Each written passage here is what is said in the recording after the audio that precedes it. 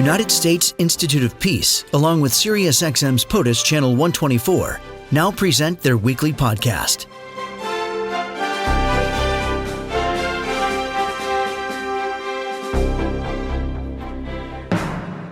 Well, meanwhile, there is an inauguration a little bit sooner than ours here in the United States.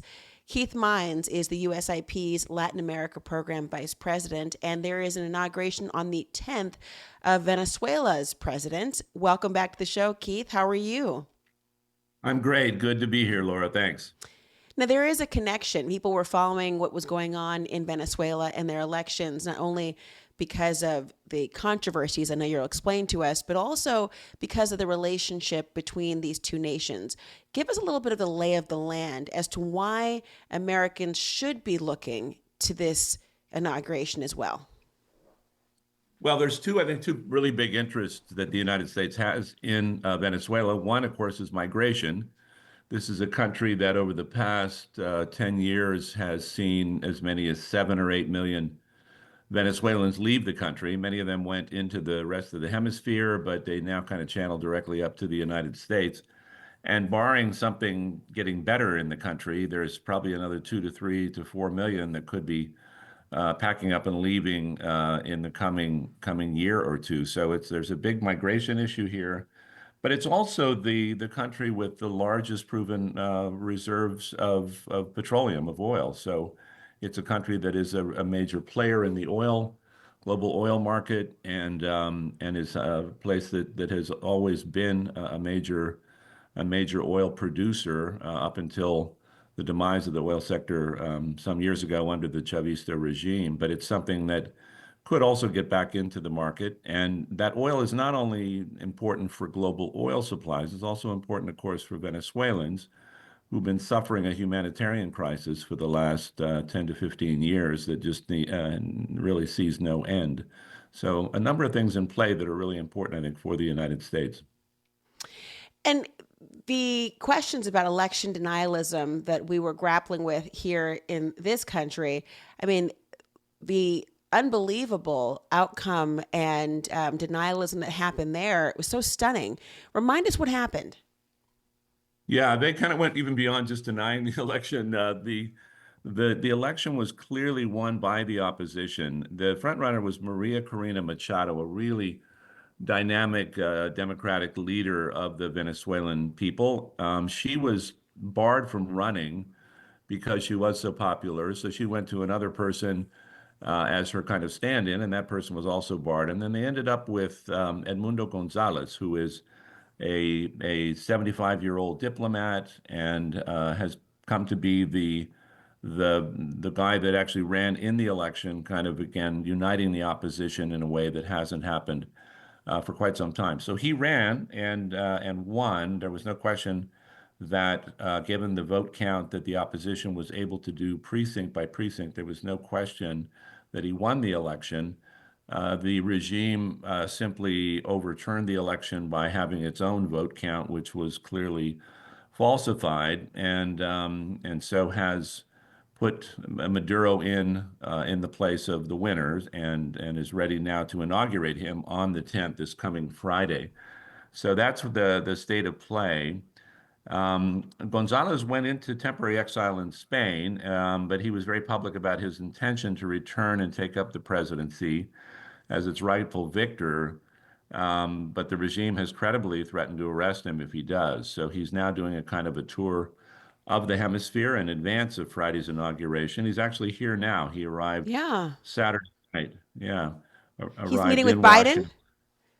Right. He'll meet with President Biden this morning, and then he'll meet with Secretary General of the OAS, Luis Almagro, a real champion of democracy in Venezuela, in the afternoon.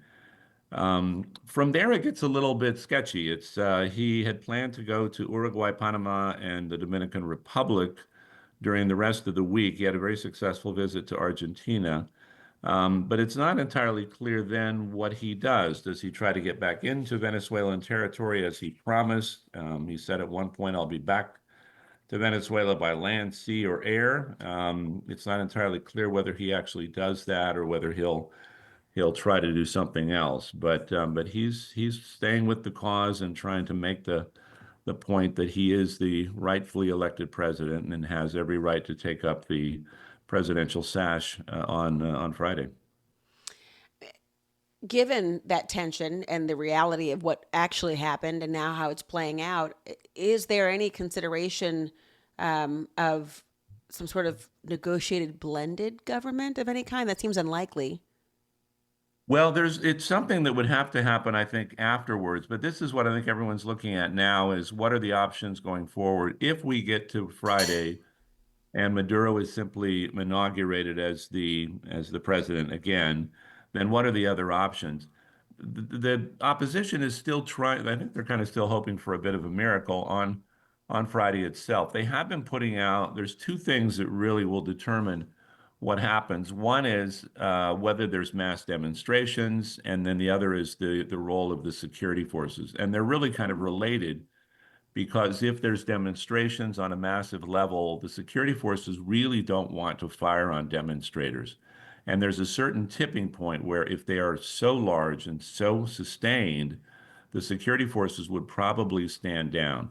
That's what I think the opposition is still kind of hoping for this week. There's videos of Maria Corina Machado and also of Edmundo Gonzalez calling on the security forces to do the right thing. But the counter videos are also kind of chilling, and that is by the regime doing these kind of pass and reviews of their security forces and saying, hey, these guys are ready. They will be in the streets and they will oppose anything. So from there, it gets interesting. Does Gonzalez remain in exile? Does he continue the fight for the opposition from Spain or from somewhere else in the hemisphere?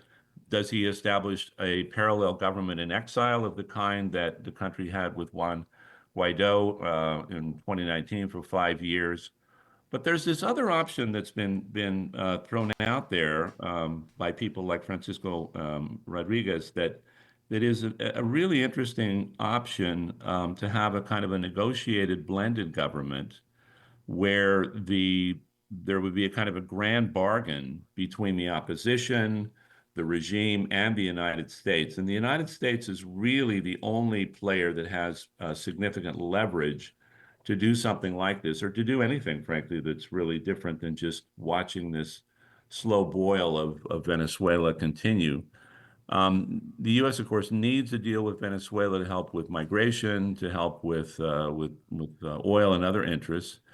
But if there was something like it would be a very ugly deal for all sides. Nobody would be satisfied. But if there was a deal, for example, that included restoring relations between the U.S. and Venezuela, a kind of a conditional end to national level sanctions, there'd still be individual sanctions, and lifting the bounty on Maduro's head and his colleagues in exchange for the release of all political prisoners, international supervision of some sort of the security forces, and then a power sharing agreement that established a blended government that could oversee a long period of transition. And that is what many people feel like is the only thing that could really work.